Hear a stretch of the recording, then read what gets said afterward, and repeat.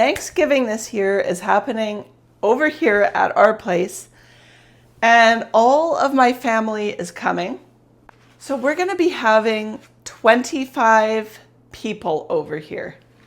I have been put in charge of the desserts, and so my plan is I have this pan, and this is what I'm going to be using to make a giant carrot cake with cream cheese frosting. Also, I got this recipe from my daughter, and it's a really great recipe. So I will put that down below for you guys. And we've got some people in the family that have allergies, and so I'm probably not going to add nuts to this carrot cake, but it would be so much more delicious with the nuts. So it's kind of a shame. So for this recipe, it's very simple. Hold on. So I'll read out this recipe to you guys. So we need 2 cups of white sugar, 3 eggs, 3/4 of a cup of vegetable oil, a teaspoon of vanilla extract, 3/4 of a cup of sour cream. Shoot, I hope I have enough.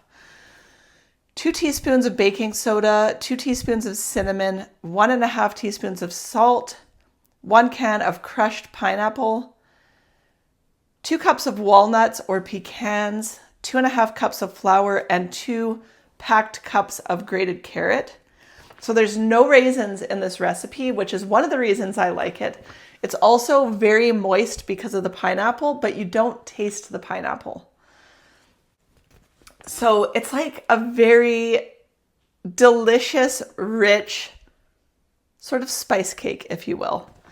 With the cream cheese frosting, it is divine.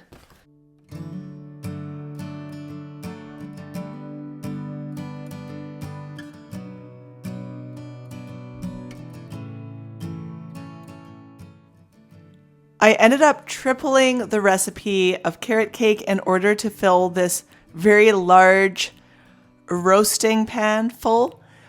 And there was more than enough carrot cake for all 25 people. And I even ended up with leftovers, which I was hoping I wouldn't, because I just don't want to have so much temptation around me. And I ended up blending some pineapple tidbits because I didn't have enough crushed pineapple. And I remembered my daughter telling me that it was very important to use crushed pineapple because you don't want to see pineapple chunks in the finished cake.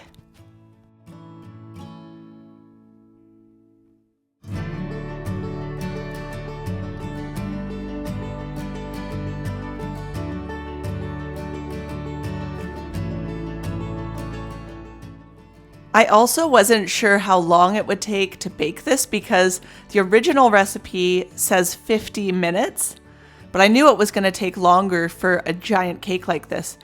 And it ended up taking around an hour and a half. But I put a skewer in the center. That's one way to find out if it comes out clean. And also if you press your finger on the cake, it should bounce back when it's done. Yesterday, after I made that delicious looking carrot cake, I honestly could not stop thinking about it. And I had to make one just for us to enjoy for now before the whole Thanksgiving event. I really just want to give you a little sneak peek at the carrot cake because it is so good. And honestly, it's dangerously good. So my brother and his wife and kids are showing up here tomorrow, and they have like a travel trailer. They're going to be staying on the property. And I wanted to show you this. So at our school events growing up, this is how the cakes were always wrapped, with toothpicks to keep the cake up. And then there is the carrot cake. I added nuts in there, and the nuts are just, they make the cake. I'm really disappointed I couldn't put nuts in the other one, but we've just been cutting squares out of this cake, and it's been delicious. I just wanted to give you a close-up of the cake right now before Thanksgiving because there's going to be a lot of people around, And so it would be nice to just give you a little sneak peek into this carrot cake. Now, of course you can add raisins, but I'm not a huge fan of raisins. And then I just put foil on top of here as well, just to keep it safe, and I'm keeping it stored in the fridge. But this is my favorite carrot cake recipe that I've tried.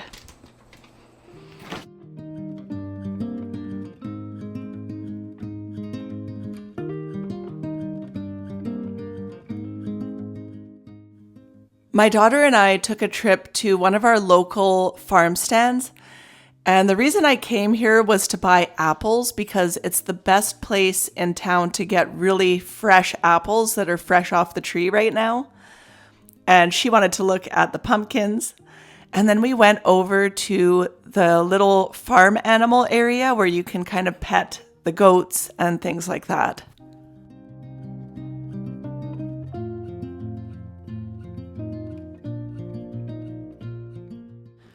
I actually haven't been here to shop in a few years because I used to come here all the time when my kids were younger, but we deliver here with our business, so that's the main reason I usually come.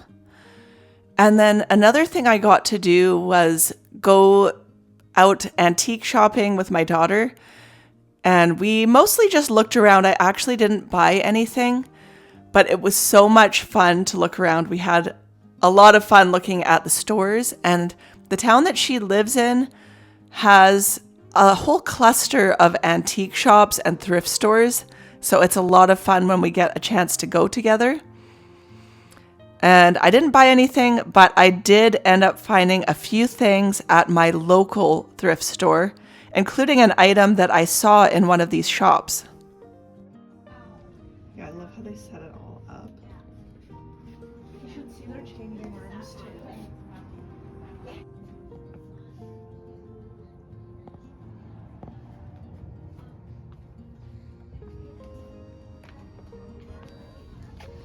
Oh, wow.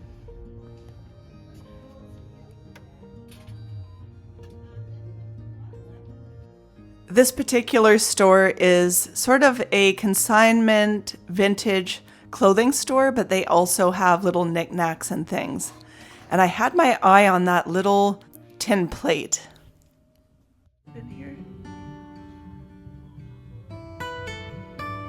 So if it was silver, it'll say on it. If it's silver, it says on it. I had almost given up hope on the thrift store because the prices are getting higher and higher, and it's just seemed for a few months now like I just can't find anything good. However, I hit the jackpot yesterday by finding a couple of vintage cookbooks. This one here is in rough shape, and I need to take care of the back of it because it is coming loose. But I got this one, and they're both from the 1930s. If you're new to my channel, I collect vintage cookbooks. And I'll give you a little close-up of this cookbook. It's from the 1930s, and the other one, the front page is missing, so there's no date, but they're from the same company, so they're probably both around the same time period. And the interesting thing about this cookbook is that there are pictures for every single recipe in the book. And I love that because in so many old cookbooks, there are no pictures, or there are barely any pictures. And so to have pictures of what the dish is supposed to look like is so exciting. And I only paid $4 each for these books. And if I had found these at an antique store, I guarantee you I would have paid $30 to $100 a piece. So I was so excited about that. And then when I was at the thrift store, I also found this. It's just a sort of tin, sort of decorative plate. But I just love this country scene on here. There's cows, there's a farmhouse. Totally my vibe. Don't know where I'm gonna put it, but I believe you know, you could use it as a tray. I like the idea of hanging it somewhere on a wall. So I really like that. And I probably only paid $1 for this, I'm guessing. And then I also just found this Johnson Brothers platter, which we're going to use for Thanksgiving. And it's just kind of a classic design. And I paid $3.50 for that. I've never had to bind a book together before, but I'm gonna try to do this, and I know I'm kind of butchering this, you guys. I have had to glue, you know, torn pieces before. I have this sort of paper duct tape, and I am gonna use this to bind that back together because it's just unsafe. It's gonna tear more if I leave it. So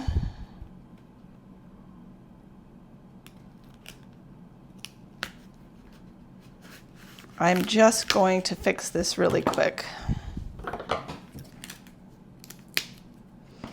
And this is a really strong tape, so it should hold. I know it doesn't look great. I wish I could have found like a nice blue to match this, but I'm not going to find that.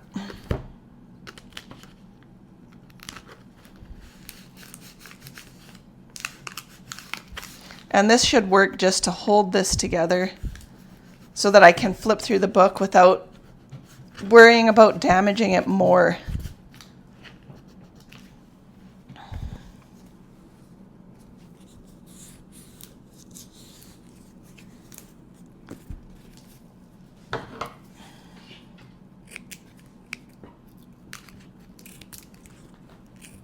So that's a bit of a quick fix. And yeah, it might decrease the value of the book to do this, but I'm not worried about that. I like to use my cookbooks. So I have $4 a piece for these cookbooks.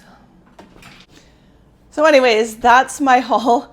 I have family coming in today, like I said, and I was really excited about finding those books. So I really wanted to share that with you guys.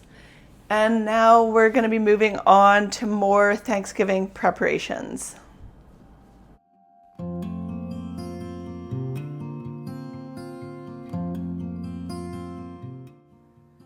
There were a lot of things to attend to before our company showed up. And one of them was giving the dog a really good bath because he gets quite stinky and the kids love playing with him. I also picked some pears from the pear tree in order to use as a little bit of decor. And lots of other things did we have to do before our company came.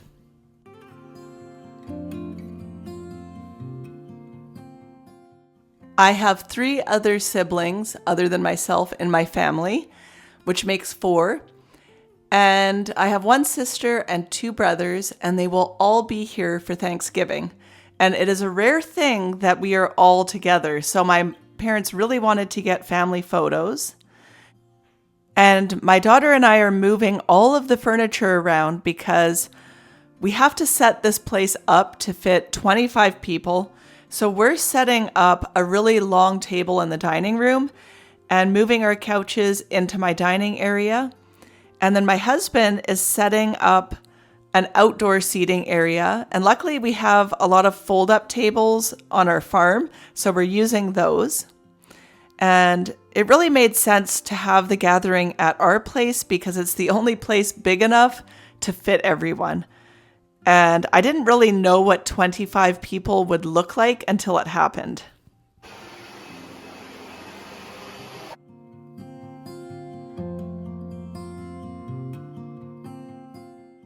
In retrospect, the thing that I lacked the most was space to put food down. I'm setting up this little table here with our coffee tables to put food down, but we ended up bringing in way more tables and using every available space. I had no idea how much food we would actually have.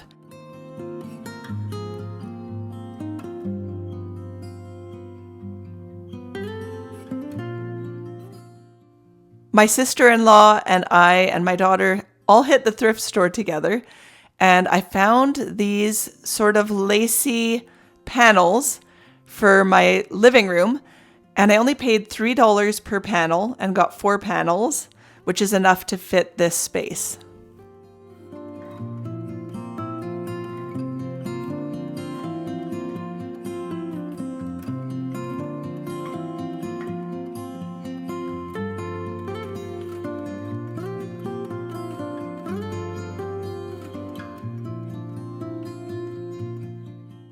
And it's going to make a lot of frosting.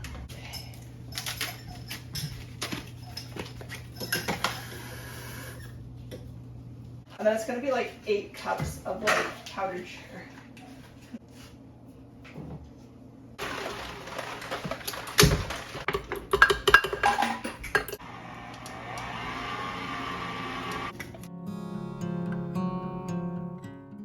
I was supposed to use 8 cups of powdered sugar in order to double the icing recipe, but I ended up only using 4 cups, and it ended up turning out perfectly fine. It wasn't as hard as it could be, but I think refrigerating the cake would help.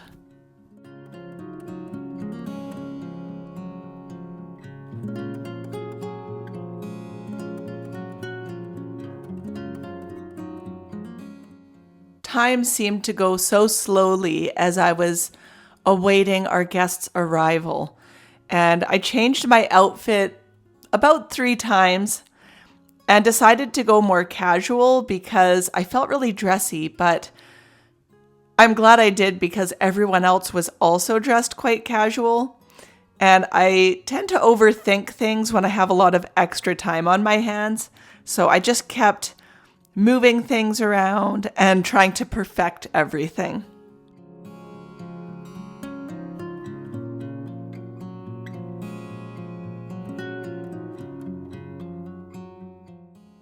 Eventually, everyone showed up. My mom is here, my sister, and all the family. And they brought so much food with them. And it was so delicious. And I want to get everyone's recipes because some of these are classics that they have that I want to know how they make.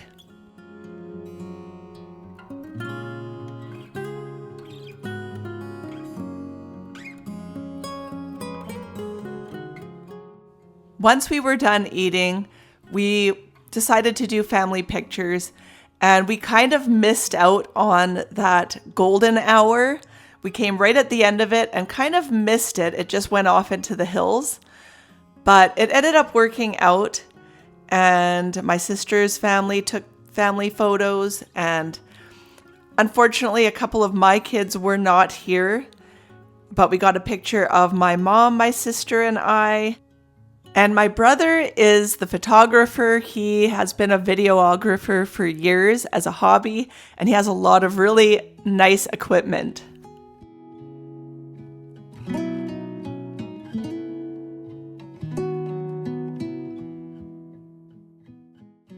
I think the thing that we have the most to be thankful and grateful for this time of year is our family. And my husband and I got a shot of us with our 2 dogs, and that was really nice. Where you're going, you will be out of the... Okay, this looks really good, you guys. Really good. What's her number? Okay, well, what's going on? Oh my goodness. Our babies. And 3, 2. Hi, Sage. Sage, hey. Some of this grass is in the way. If you made it to the end of the video, I really want to thank you guys for joining me in our Canadian Thanksgiving and sort of the setup and prep and just what's going on over here. If you're new, hit that subscribe button. And if you've already been here, thank you for your support on my channel. It means so much. And I read all of your guys' messages, and I feel like I'm building a little bit of a community here, and I love that. So thank you so much, and I will see you guys in next week's video.